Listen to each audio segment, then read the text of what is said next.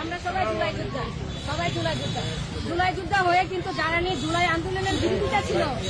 যারা জুলাই আন্দোলনের সরাসরি বিরোধিতা করছে এবং 4 তারিখ রুবেল খুন হওয়ার পরে যারা লিস্ট করছে তাদের নাম দিবে, তারা বাড়িতে তো যাইতে পারো না। যারা লিস্টে একটা প্রশ্ন করি আপনাকে এই জায়গায়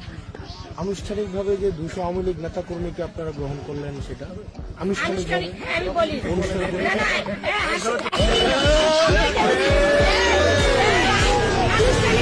আমরা